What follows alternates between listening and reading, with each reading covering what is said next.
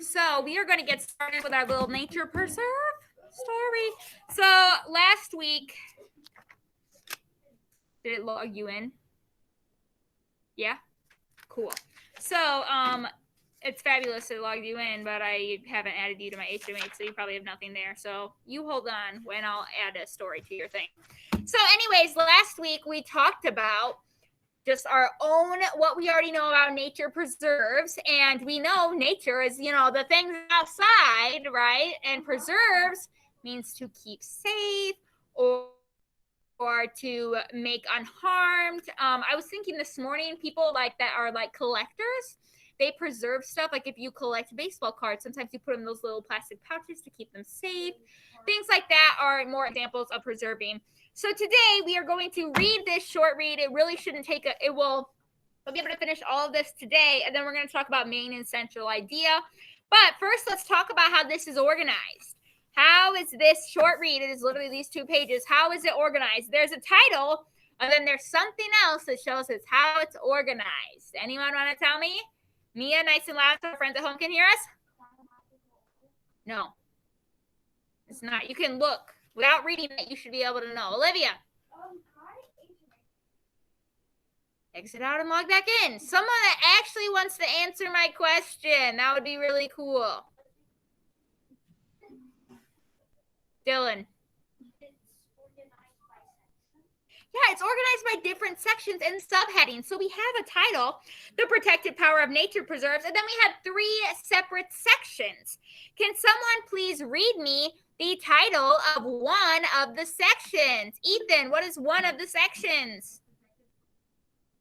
A protected place for plants and animals. I agree. Landon, what is another one?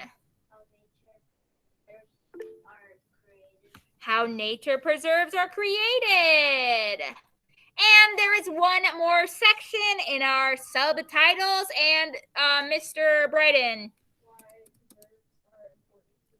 Why preserves are important to people. Correct. So that is how it is sectioned off by subheadings, okay?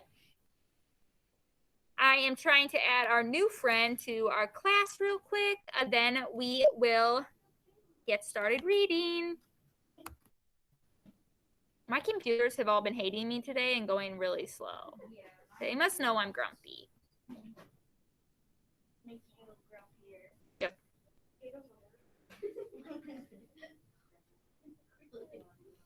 All right, I'm going to actually have you guys help me read today. So would anyone like to read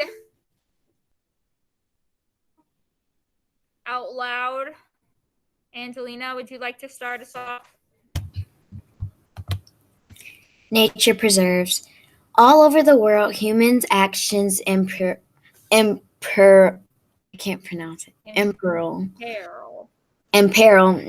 natural areas and the plants and animals in them.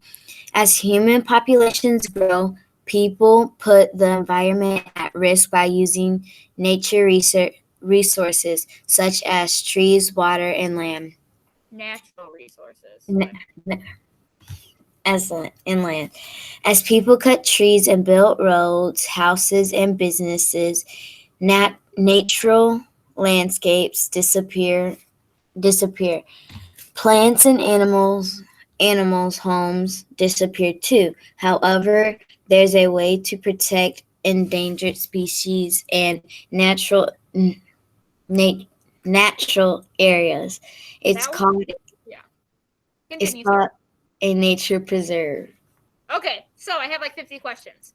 First off, all over the world, human actions imperil natural areas and plants and animals within them. What does that mean? What does that sentence mean in our own words? What does that mean in our own words? If what humans do, well, first off, we learned what imperil means last week.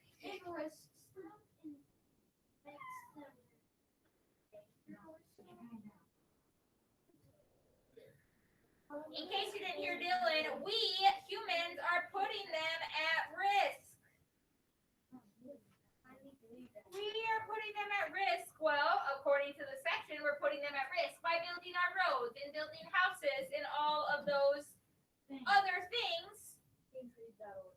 Yeah, 10 trees. Donate $20. Save hope.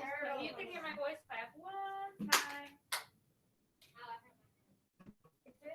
If you can hear my voice clap one time. As soon as I get this loaded, I will.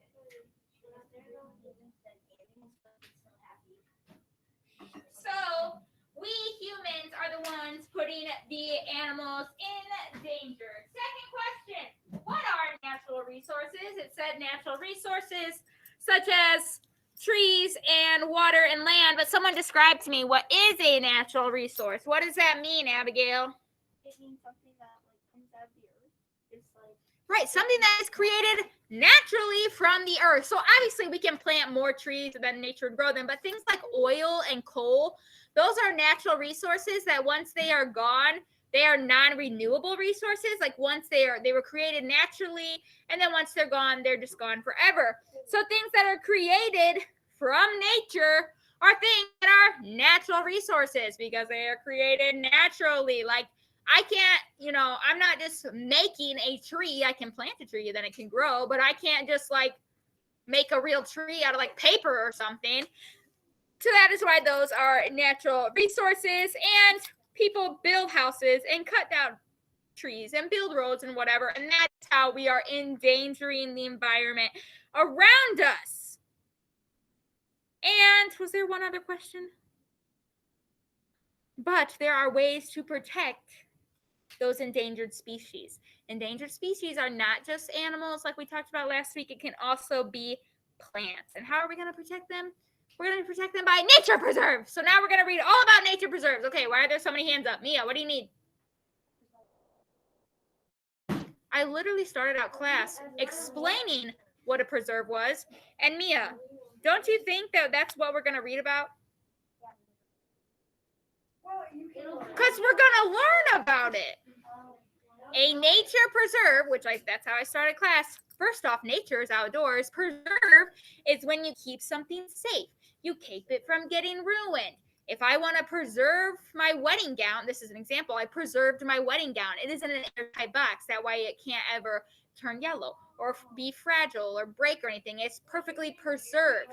So, boys and girls, I've been trying to explain to Mia what a nature preserve is. So a nature preserve is a place that is protected, where you can't go ruin it. This is literally what we're going to read about, Mia. Okay? Literally.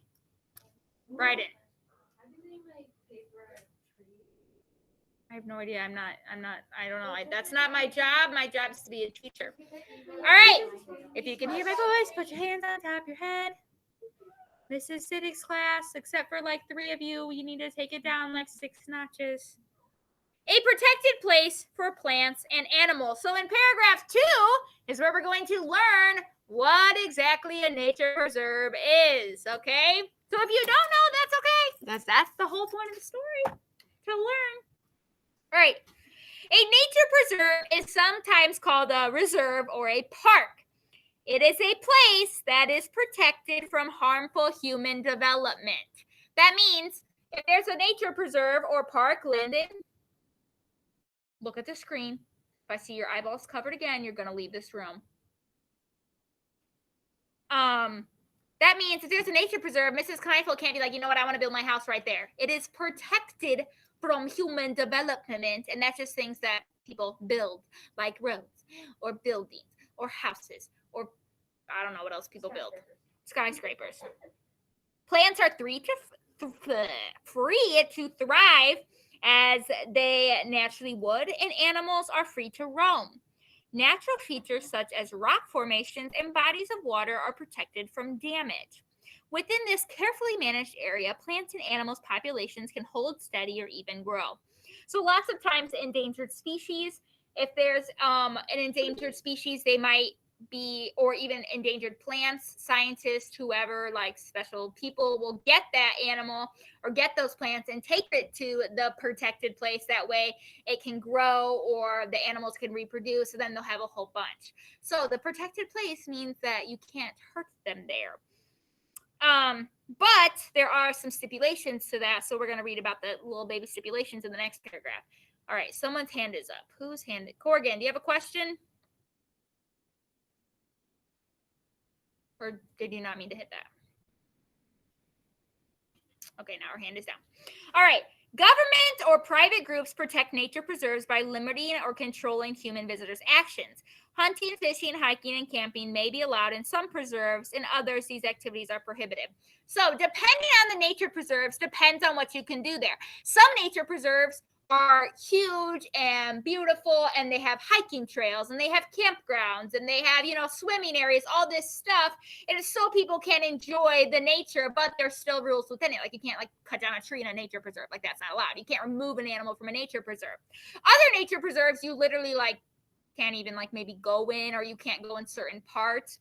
Some nature preserves you can actually hunt and fish in. Like there's Kingsbury Wildlife, which is close to us in Kingsbury, and it's like down Highway 6 to the east. So you can hunt there. You just have to sign in, and if you were to kill an animal there, you have to fill out paperwork and stuff.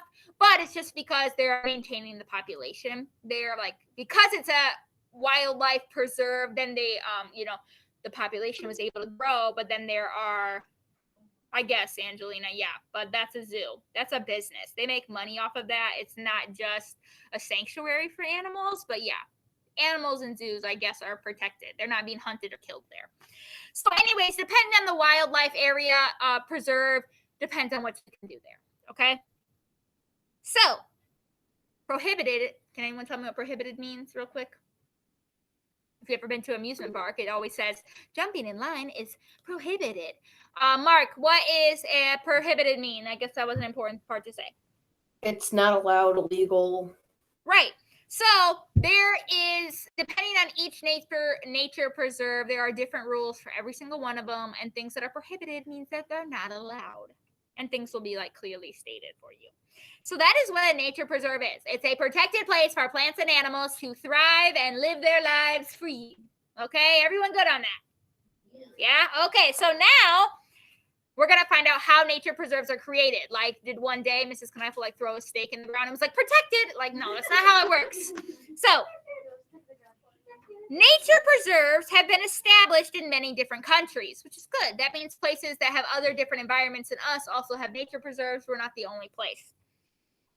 The first step towards protecting an area comes when an individual or group recognizes it's at risk. So this is the part where scientists sometimes come in, or just different types of people, and you see, maybe that this animal is really only home to here in Australia, and you see that they're slow. You don't see as many. You might think, oh, it's at risk. We need to do something to help the population.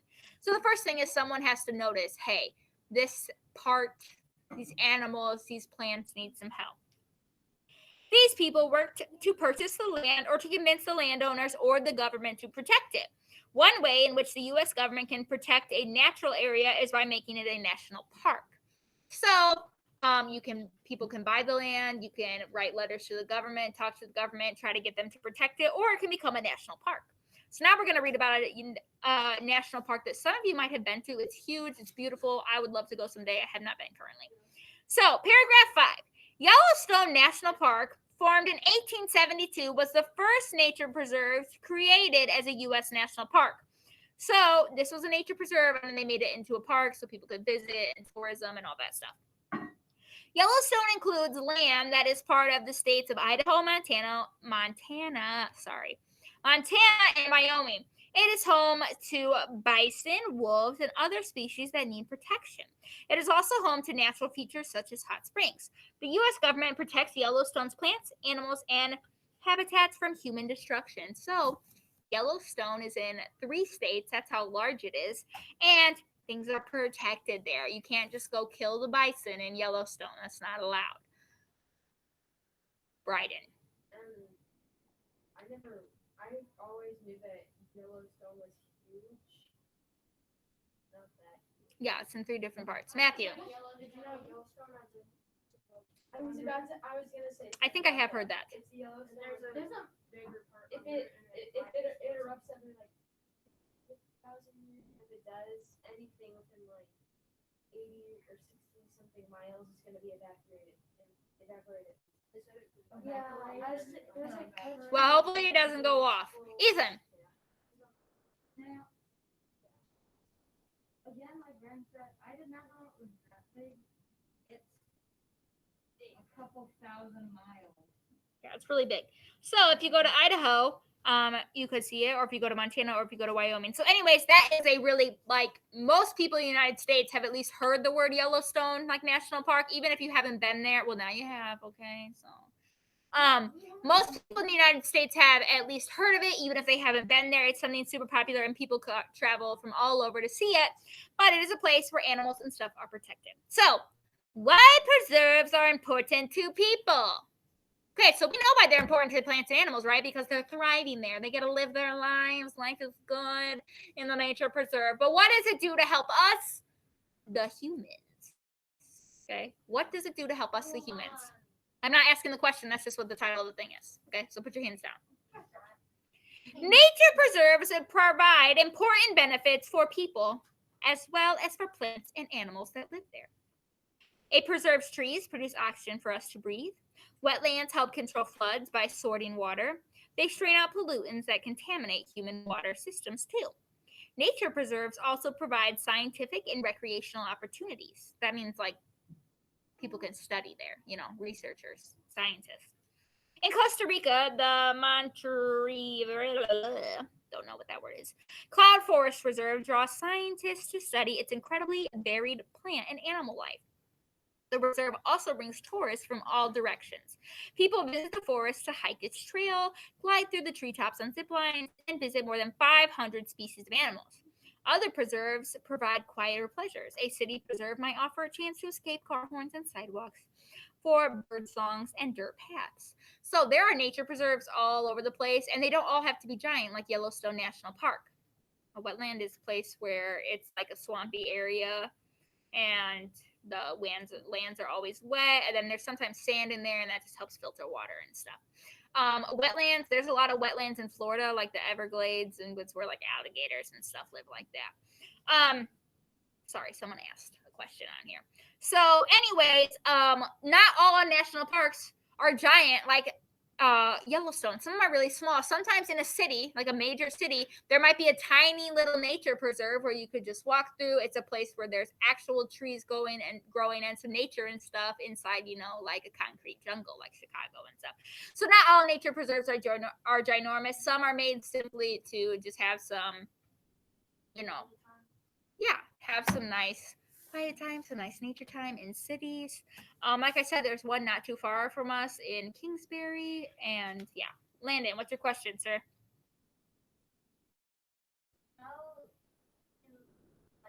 How do they set up here? Are there animals in It is no. It is literally thousands of miles wide where people cannot build homes and cannot build roads. It is literally just an open place where animals live. They can't be hurt there.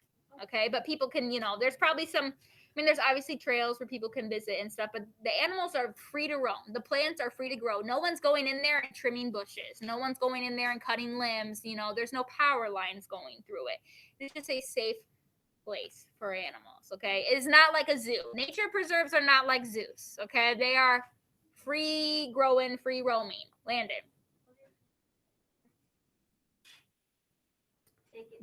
Fun fact, there are lots of signs posted. I'm trying to think, actually this happened sort of recently somewhere. There's signs posted that say don't get close to the animals. If you are hiking and you see a wolf, guess what? You are at your own risk. Don't go by it. Don't do something to attract it, okay? Yeah, I feel like there was just a bear attack somewhere. I can't think of where it was. And it was the person's fault, not the animal's fault. The animals are protected there. Okay. So, anyways, final paragraph. In nature preserves, people use natural resources in benevolent rather than harmful ways. By protecting plants, animals, and landscapes, we are protecting nature's balance, which is good for all of us. Anyone seen the Bee movie? So, the Bee movie is obviously like a fictional movie, but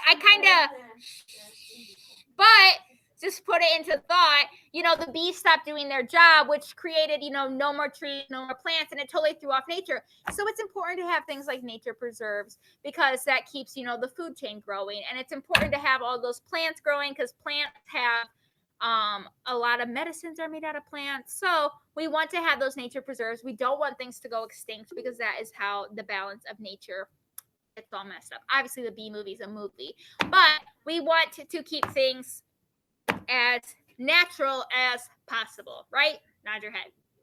Okay, so now I got a little question. Actually, a few questions. So I first, right now, want the topic of this selection. I don't want the central idea. I want the topic. So, what is this thing about? It should be like a sentence. Tell me. Not the main idea, just what is the topic? What did we learn about? Jaden. Nature preserves. I'm going to throw an extra word in there, and I'm going to say the importance of them.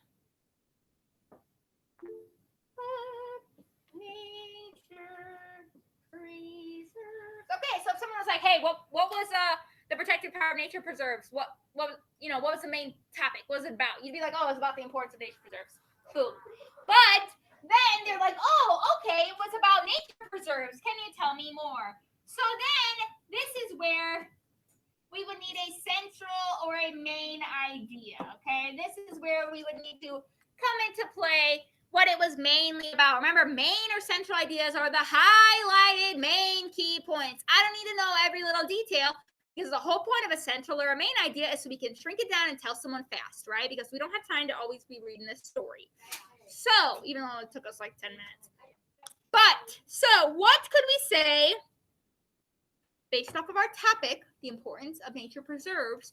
What could maybe be a main or central idea? Remember, those words are interchangeable. Tell me, what could it maybe be?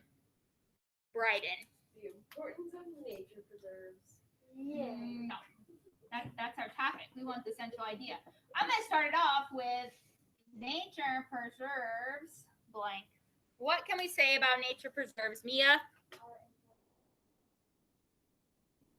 So, yeah, we know they're important because it says it right there.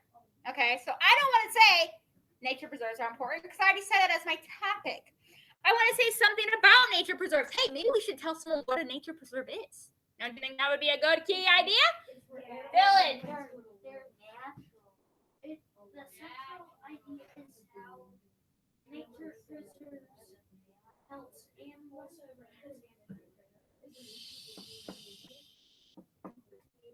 Hey, people talking. You missed what Dylan just said. The central or main idea is nature preserves. I'm going to say how.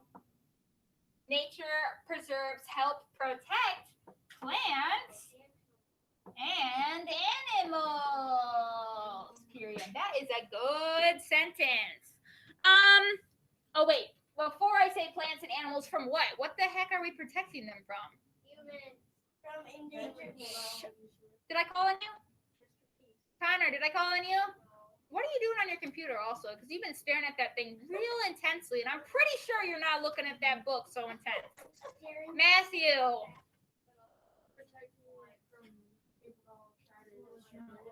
Right, we're protecting it from human destruction. So the main or central idea of this entire thing is that how nature preserves help protect plants and animals from human destruction. Woohoo! So if I said, "Hey, what was the main idea of this?" You could tell me this sentence and I'd be good to go with it. I believe you. I'd be like, "Heck yeah, that's super great." Landon, what's up?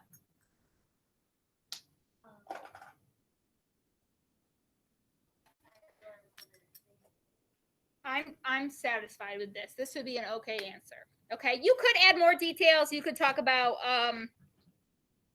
if we wanted to add more, because mainly, really, our main idea comes from the first like 3 or 4 paragraphs. You could add another sentence from the next one talking about how they're created, like, the government and people realize they're at risk, and then they want to help them.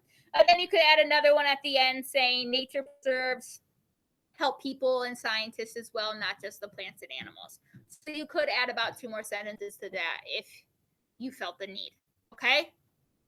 Nod your head if you're good to go. You know what a nature preserve is. You know what it's for. Okay. Well, we're going to switch gears just a teeny little bit. And we're going to talk about your e-learning assignment from yesterday. So I need everyone to go to their assignment from yesterday. Well, obviously, Matthew can't do that. So he's probably just going to use his common sense and listen. Okay. So yesterday you had a little bit of a different assignment, and I haven't looked at all of them yet. I looked at some midway through the day, and most people have been doing it's the correct way. If you put the definitions, you did not do it correctly. So it was different because we learned the vocabulary words already, right? And then I asked you questions that since you knew the vocabulary words, you should have been able to answer. So we're just going to go through some of our answers real quick. I will get this graded sometime today or tomorrow. Don't know when. Maybe this afternoon I'll be able to get it graded. But anyways, you only had 4 questions and you just had to answer it in a complete sentence. So hopefully you did that. So we're going to talk about it. So the first question is, what are ways that people can contaminate gardens? We learned what contaminated mean on Tuesday, meaning adding something harmful to it, hurting it. So what was maybe your answer? What are some ways that people can contaminate gardens? What was maybe your answer, Dylan?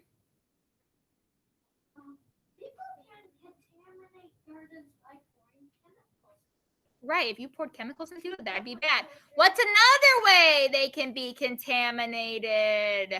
Olivia? Okay, you don't have to read me your whole thing. You can just say it, okay? People can contaminate gardens by putting like weed killer on the garden. Right, if you put weed killer on a flower or a watermelon plant, it's gonna kill the watermelon plant too. What else? Anyone else want to tell me how else can we contaminate a garden? Landon.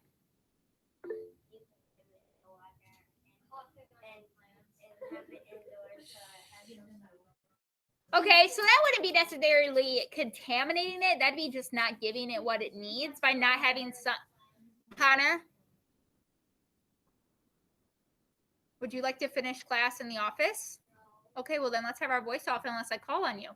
So not giving it water and stuff wouldn't necessarily like contaminating it. That'd just be not giving what's needed. I was thinking like, okay, what if I have on my shoes that I wore all over the salty ground right now? Salt is really bad for soil. And then I tracked it all through a garden, and then, because we have salt on our shoes from outside right now, I tracked it all through plants, and then that would hurt it in the future. So, you got to be nice to, so, throwing litter in there, garbage would be contaminating it. There's all different ways you can contaminate a plant. Okay. So hopefully you guys answered that correctly. Question two. Why? What? I'm on question 2 now, which has nothing to do with contaminating. Why? Bryden, he's just trying to get attention. Let's not give it to him. Why is planting a tree a benevolent act? Someone tell me. Why is planting a tree a benevolent act, Abigail? Planting a tree is a benevolent act because you can have fresh air from it. Ooh, you can get fresh air from it. How else is it a benevolent act, Mr. Matthew? You can breathe from it. Angelina, do you want to add to that? What, to my answer? No, you want to answer it. Oh, yeah, planting a tree is a benevolent thing to do because every day more and more trees are going to cut down just for us to have paper. So planting a tree would be a benevolent thing to do. Yes, there's so many different reasons why it is a kind thing to do. It can even just add more beauty to the world. Some trees are super beautiful. So there's reasons like that. All right, question 3. If I can find it. Question 3. What kind of person is willing to imperil his or her life for others? I can think of lots and lots of answers for this. What kind of person is willing to imperil their life for others? Miss Mia.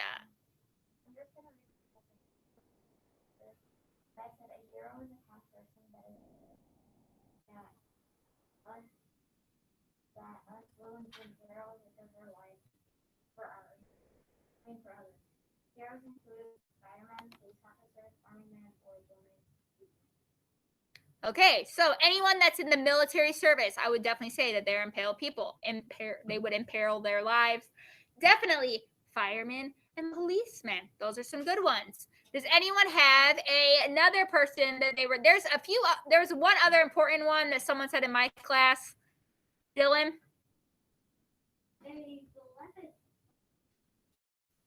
Okay. Yes, a benevolent person is willing to imperil their lives. All right, but what type? Like, there's another person that I'm looking for specifically, like a group of people. Anyone know, Jaden? Sometimes doctors, because doctors might go into dangerous situations to help someone. Okay. How about who? Your family. Yeah, your mom and dad. Odds are if there's a bus coming, your parents are going to jump in front of the bus so it hits them and not you. So there are all different types of people that would imperil their lives to help others. And then our final question. Question number 4 of our homework was, how can an endangered species be saved? Would anyone like to raise their hand and stop shouting out to tell me how can we save an endangered species? Mark, you want to give it a try? I don't remember exactly what I said. I think it was You don't like have to put your answer. putting Just, like a nature preserve or right, by putting it in a nature away, preserve. That's literally what we read about today. So, putting it away from just predators. That would make it better. right, if you know that some animals are close to someone that feeds off of them, maybe you can move their habitat. How else, Landon Rebus?